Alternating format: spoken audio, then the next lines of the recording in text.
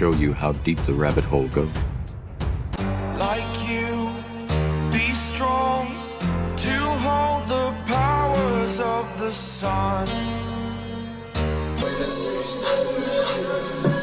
Listen to Pavarotti. Can I be your superhero?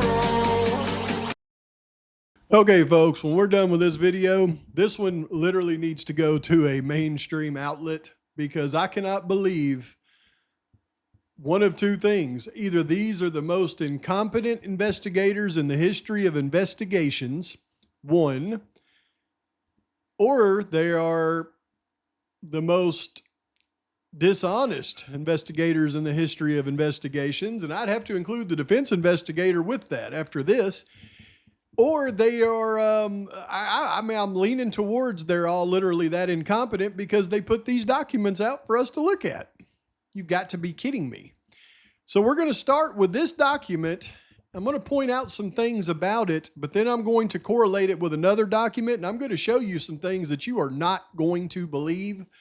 And if anybody out there believes the car that drives around the house 3 times before 4 a.m. is the reason they believe Kohberger was stalking the house, and that's a big piece of evidence against Kohberger, well, they need to think again and forget having that evidence because it's about to be gone right here. All right, this is Officer Brett Payne. Filed this report on January 10th, 2023, but it goes back to statements from Molly McMichael, the DoorDash driver. Some of you have already seen this document, but you haven't seen it in the way that I'm about to show it to you. On November 23rd, 2022, 10 days after the atrocity at approximately 2039 hours, Molly McMichael came to the Moscow Police Department to be interviewed about her presence in the area of 1122 King Road during the early morning hours of November 13th, 2022. So, this is the first time they're going to get any statements from Molly McMichael about that night. Number one, nobody think they found her before that and she reported she was the DoorDash driver because that is not what happened. Now I understand why it took so long for them to file those DoorDash warrants. But as you read this document and knowing that a lot of it was written apparently on January 10th, because it says Molly was identified as being in the area through records obtained from DoorDash via a search warrant. Well, we know that search warrant wasn't actually filed until December the 6th, so that's not what brought her in, but it's about to tell us what really brought her in, and was confirmed as being in the area based off a Google geofence warrant, which was obtained as a result of this investigation. So they did a Google geofence warrant in the area, just like they did the phone dumps to determine who was in the area. And based off of that, it told them that Molly McMichael was in the area. So they brought her in to get her statement. And I was accompanied by FBI Special Agent Alex Skelton during this interview. Molly told me she worked for 12 hours to 18 hours on the night of November 12th to the 13th. 12 to 18 hours that night. Man, you can bet Molly was McMethed. And the orders were at the 500 Queen Road apartment complex, which is immediately to the east of 1122 King Road. Molly said the delivery at 1122 King Road was her final order for the evening. Molly said she could not find 1122 King Road address as the address number was hidden by the porch light, which caused her to remain in the area for approximately 15 minutes. Now, we've all heard that the map would take you to an area other than the King Road residence when you were trying to get there at that time.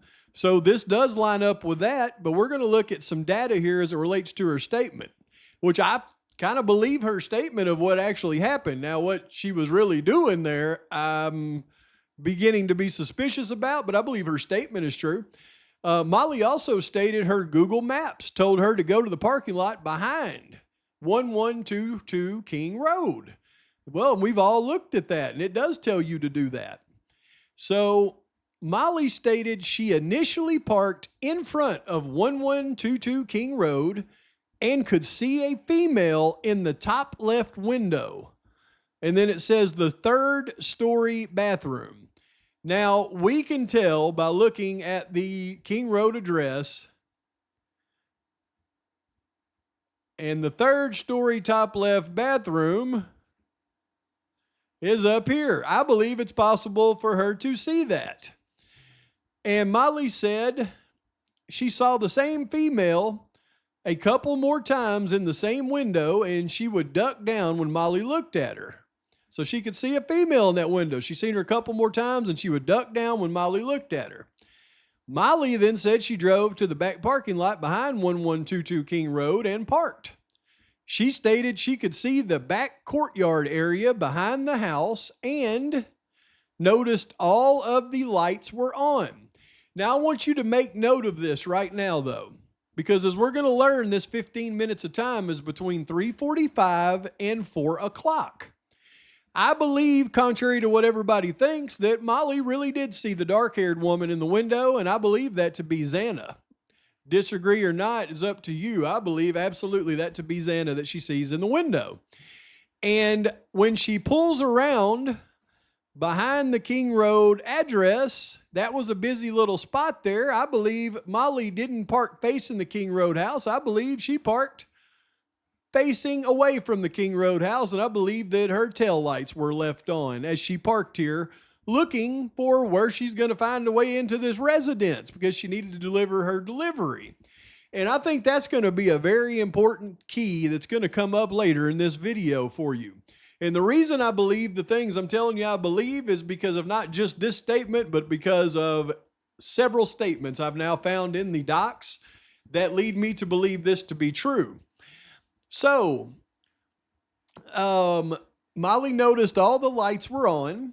She stated her map told her to walk into the back of the house, but she did not feel comfortable doing so because there was no path. Literally, she would have had to walk down a mountain of rock and stone to the back of the house. So Molly said she started to walk down the road, which runs north-south immediately to the east of the residence, which means this is east this way, north-south, so she's coming down, walking this way. Now, as she's walking this way, and this is before the order was delivered at 4 a.m., so you can bet if she's walking this way, she's going to say she's going to turn around and go back to her car, then pull in front of the house and make the delivery at 4 a.m. where we hear all the beeping sound on Linda Lane. So that is as actually corroborated. But that means that as she's walking down this road, it's probably going to be between 3:57 and 3:58 a.m. where we know something else happens. And this is going to be a very key fact, y'all. See, Molly later stated, wait a minute. Molly said, where was that? Okay, she said she started to walk down the road, which runs north-south immediately to the east of the residence. Molly stated a tan sedan drove next to her while she was walking. So as she's walking down, a tan sedan drove next to her, and we can assume that's at about 3:57 a.m. in the morning based off of everything that we're going to see. Very key right here. Molly said there was one male driver, right? How many times is there going to be more than one driver? Does that mean there's no passenger or there was just one guy driving the car? And noticed he did not look at me. She said he looked completely zoned. I wonder why. I'll tell you in a little bit. And just drove by her. Molly later stated the driver was white with blonde or red spiky hair. Oh, that's going to be interesting here in a little bit. Molly also noticed the dome light in the car was on when it went by, and later told me the male was wearing a light colored collared shirt. That's all going to be interesting here in just a little bit. Molly stated she walked back up to her car and drove back to the front of 1122 King Road at which point she saw the address numbers. Molly said she placed the order at the front door, not the back door, took a picture, and then left at approximately 0400 hours. So there's where we know she didn't go to the back of the house. She took a picture, so they're going to have some hard evidence of that delivery at the right time because it logs the time whenever you take a picture. And we know she left it at the front door right at 4 o'clock, just like we hear the beeps on Linda Lane tell us.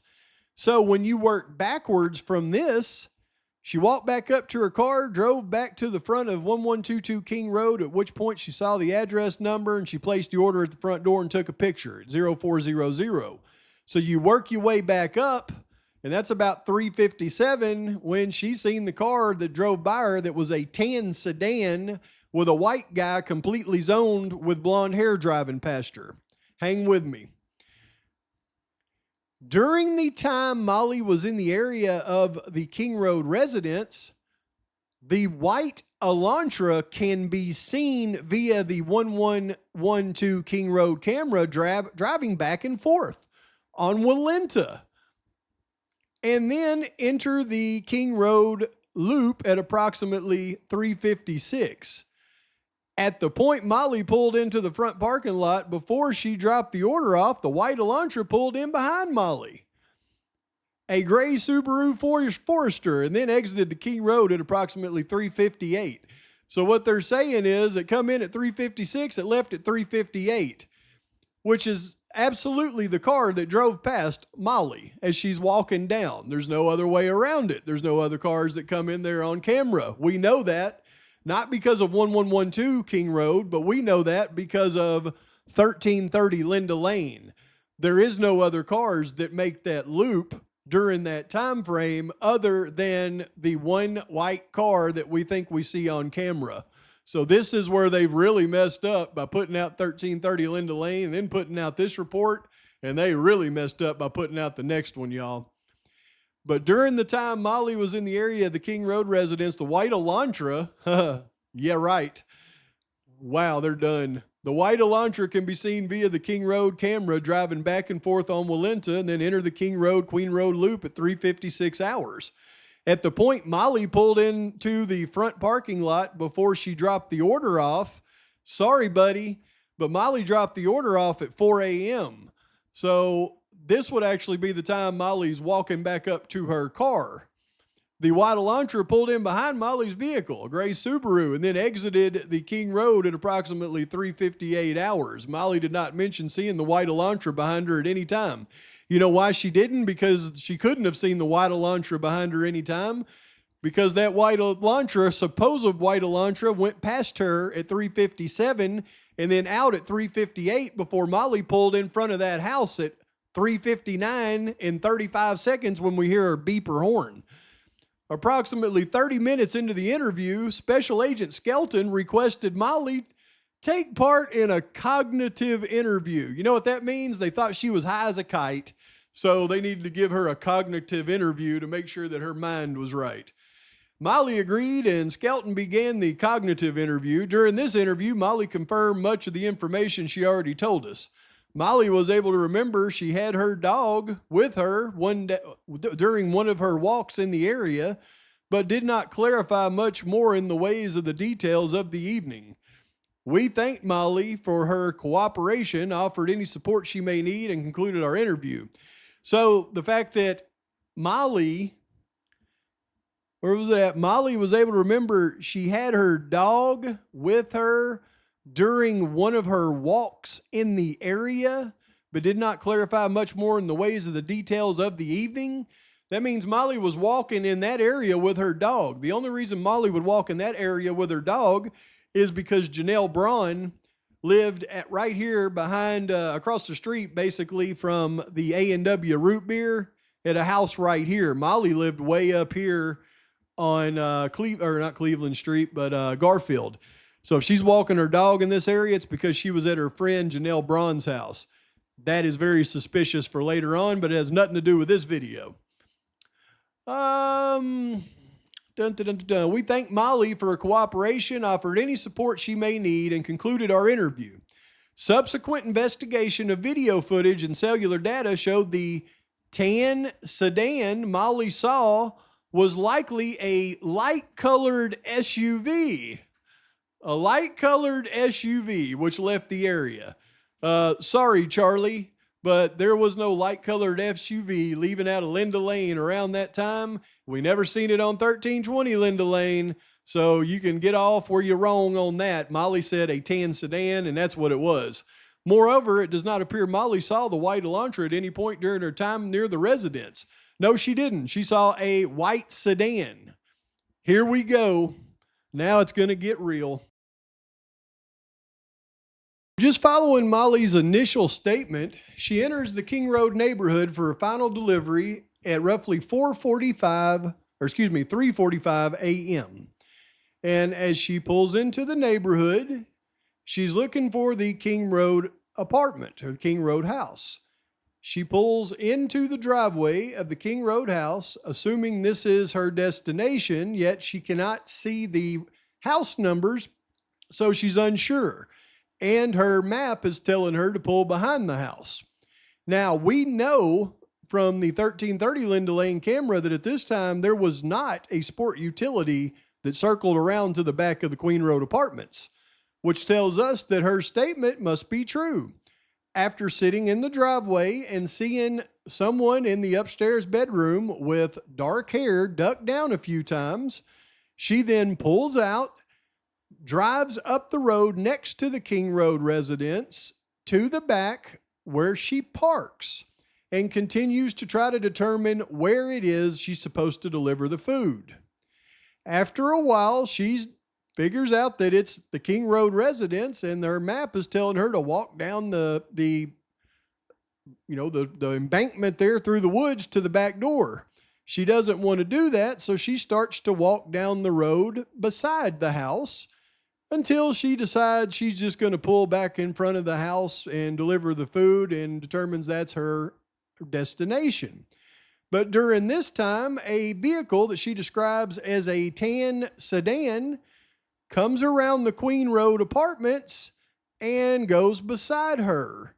And then it goes down and out at exactly 3:57 a.m. She then turns around, walks up back to her car, gets in, pulls out, drives back around to the front of the King Road residence, and at exactly 4 a.m. delivers the food, gets in her car, pulls out, and then leaves.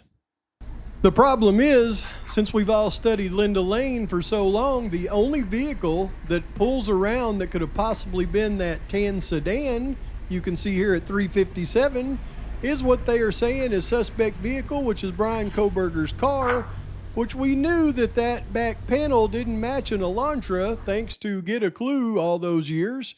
And it turns out it is actually that tan sedan. Now, when we go to this police report made by, as you can see here, Jacob Tisdale on 11/15/22, try to keep your anger in check as we go through this report, okay?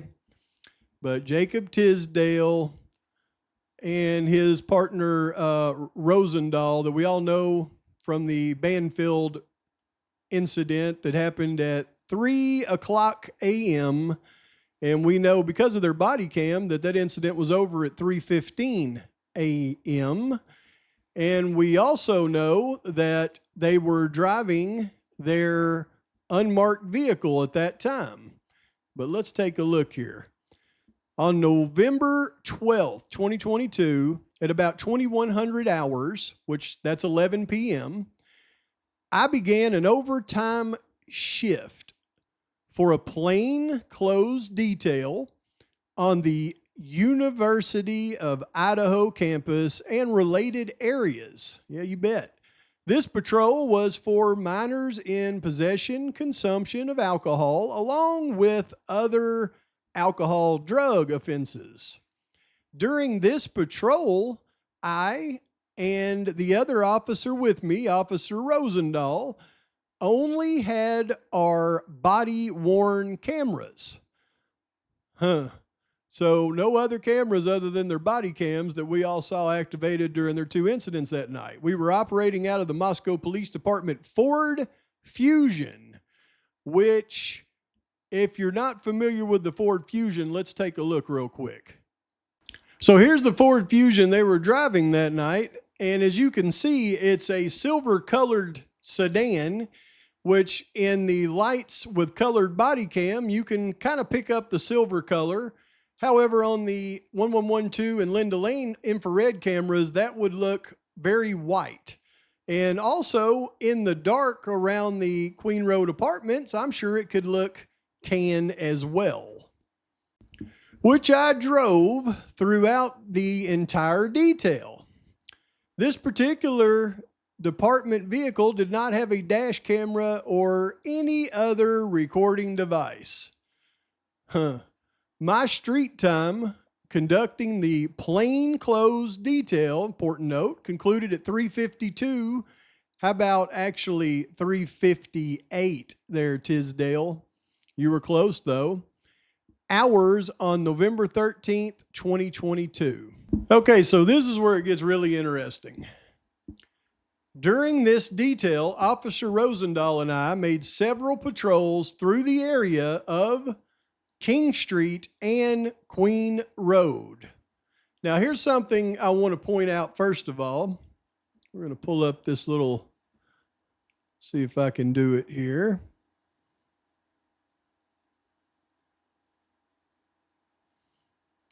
Make this a little bit bigger.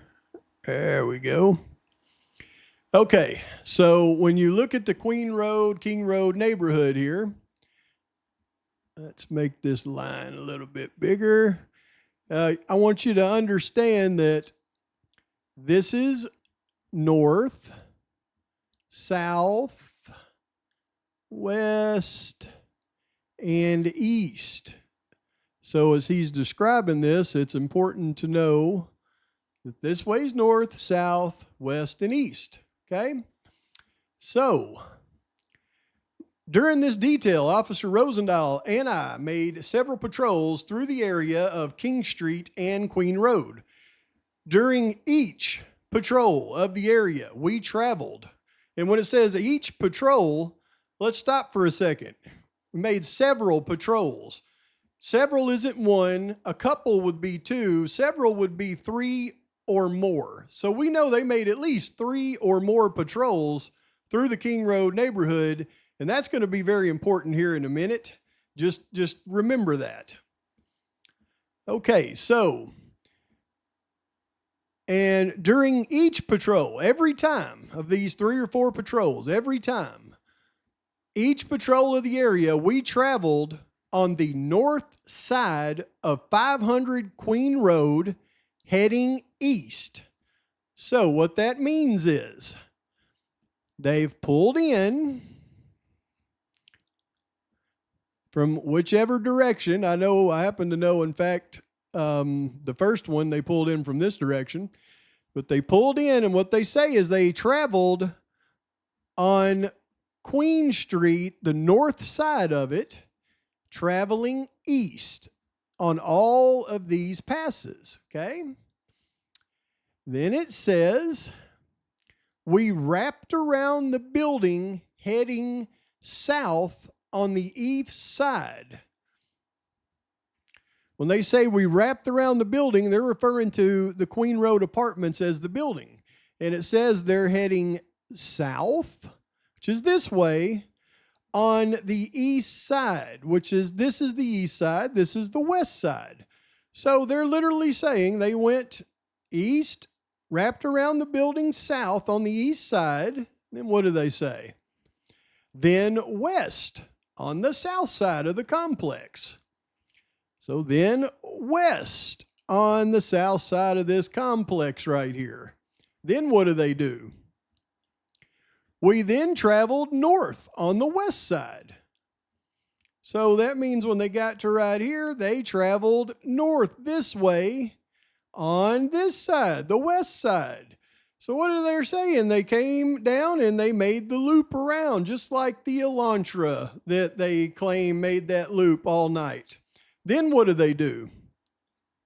after they go, let's see, the west side on the south side of the complex. We then traveled north on the west side, turned west onto Queen Road, and then they proceeded to King Street. Okay. So they just described as they're proceeding to King Street, which means proceeding this way. This is King Street right here. So they come in, they go on the north side of Queen Road, and then they head south on the east side of the complex, west on the south side of the complex, north on the west side of the complex, and then west towards King Road. And they do that, they say, several patrols that night, meaning 3 or 4 different patrols. Now, here's where it's going to get very interesting for you folks.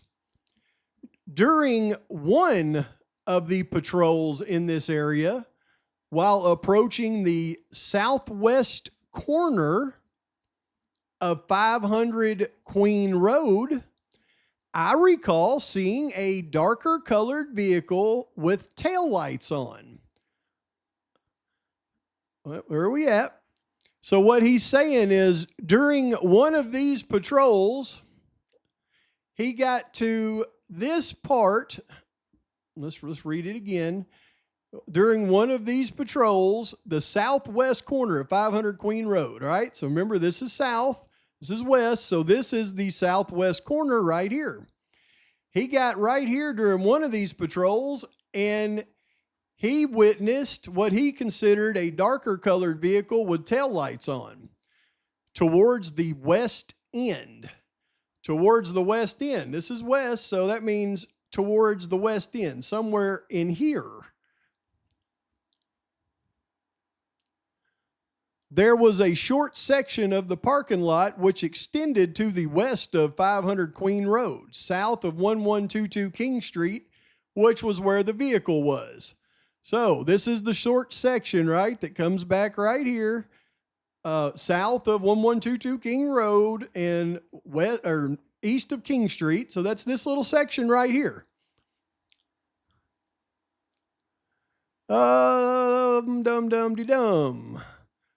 Which was where the vehicle was.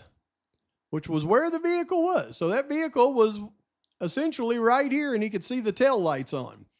Now, I want you to remember the first animation I showed you of where the DoorDash driver parked before she got out of her car and walked down the road. It would have been in the exact same location that Tisdale is saying that he witnessed a vehicle with tail lights on. He's calling it a dark vehicle, which at nighttime in that dark part of that area, I guess that gray Subaru could be considered a dark vehicle. But is this the exact time that he's talking about this vehicle that he's remembering? Is it the exact same story we just heard with the DoorDash driver? I'm going to prove to you it actually is. Tisdale saw the DoorDash driver's car, just like she said. Each time we patrolled this area, I drove the same route.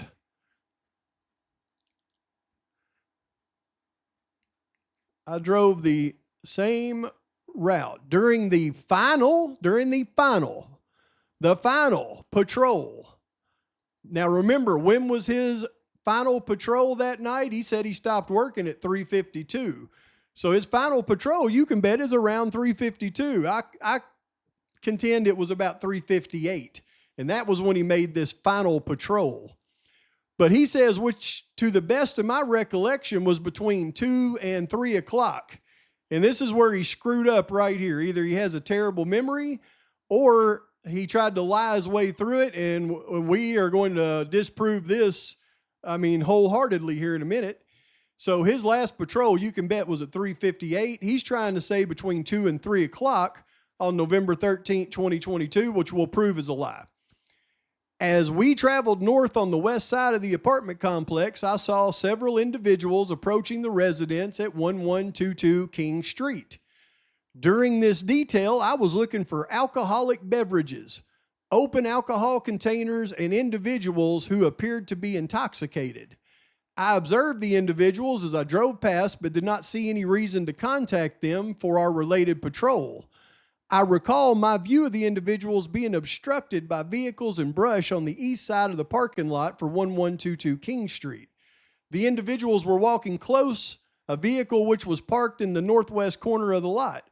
As I turned onto Queen Road and I traveled west, I continued to view the individuals.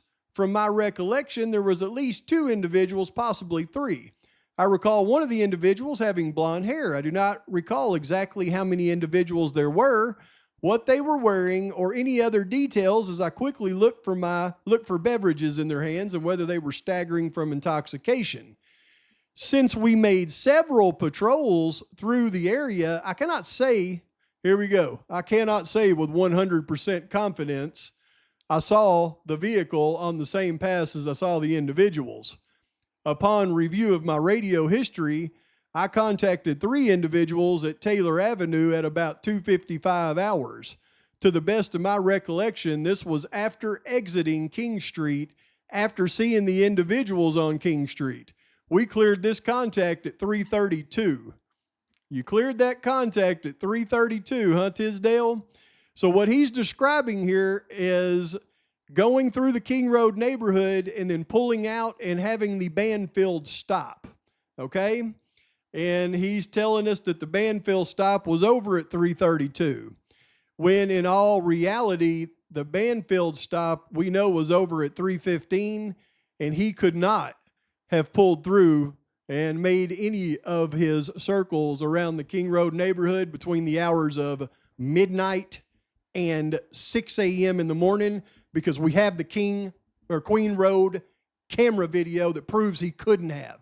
Look at this. Reviewing all of the footage from the Queen Road camera, we know that the first vehicle ever seen after midnight is right here at 12:34 and about 10 seconds. And this is a dark colored car that goes north and then turns west.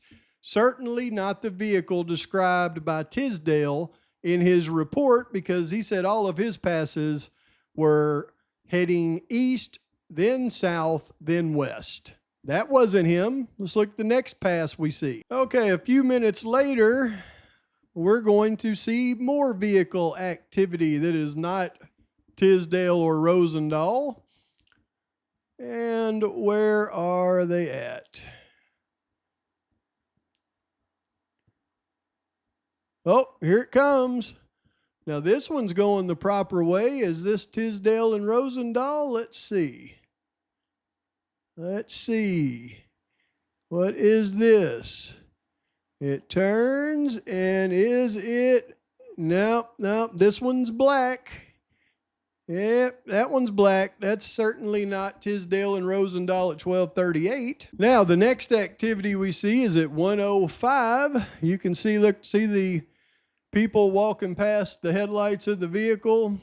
They're going to walk past. You can see the light on the house over here. And now we'll see that vehicle starting to pull out. And what is it?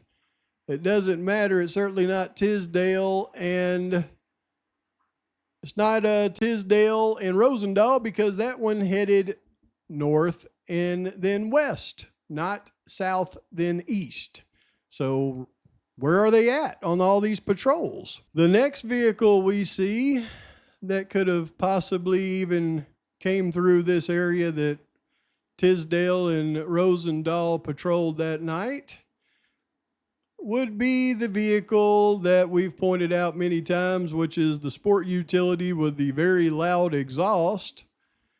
And we see it coming through here at, let's see here, where are you at?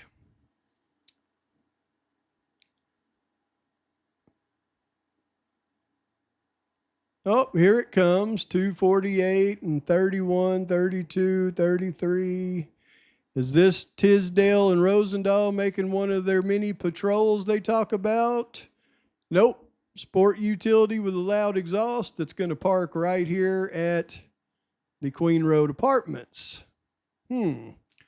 Okay, let's keep moving then. Okay, the next vehicle we see is, oh look, this must be Tisdale and Rosendahl making their first patrol through the neighborhood at 3:30 and 59 seconds. Here they are. And that's why that rear tail fin always looked not like a Hyundai Elantra. Just like in their report, there they are making the patrol, just like they said. Now, when would their next patrol have been, according to this video footage that's irrefutable? Okay, looky here, 3:38 and 51 seconds. Oh, this must be their second patrol that they wrote in their report that they absolutely made that evening, that we can look at all this footage and see this could only be them on their second patrol, since we know they made those patrols and no other vehicles have come through. 3:39. This must have been their second patrol. Does it have that same rear? Look, there it is. Yep, same one we just seen go past. It's very strange. So there's their second patrol. So when was their third patrol? Okay, so no, wait a minute. This is 3:56. See, this would be the time that the DoorDash driver would have been parked behind the King Road residence and trying to figure out how to make the delivery. And, you know, she would have been getting out of her car somewhere around about right now and starting to make that walk down there towards the King Road residence. Oh, this must be their last patrol that they talked about. Here they come, just like in their police report. And let's see, has this one got that same rear fin on it that we've been looking at? And there it goes. Oh, it's the same car, same one, sure enough. And look, that would have put them passing that DoorDash driver right at the time that she said she saw a tan sedan. It is uncanny. And she said in that tan sedan that she had seen a guy with reddish blonde hair, spiky hair, in a light colored collared shirt. Now you'll see in this Banfield body cam footage at 3:14:06 right now. See the guy holding the flashlight in her eyes? Well, that's Officer Tisdale. And what state was your license out of? Idaho? Now you can see he's got on a jacket right there because he's outside of the vehicle and he's a little bit cold. 6'3". But in a minute here, he's going to lower that flashlight. And let's see, does he really match the description of the person that Hair Molly color, McMichael brown, said black, she brown. witnessed in the Eye tan color? sedan drive past her? Right at the time that he would have been making the patrol Okay, we same thing just for you. showed you. December 1st. And if he It's took payback that from Tisdale, jacket okay? off, Have would taken he care have of had by a then. tan Send a shirt yellow on line, with a non-mission collar? guilt, just saying you acknowledge that. And does he appear to match the description of the guy that she said she had seen? Why don't you lower that flashlight, Tisdale, so we can get us a good look at you?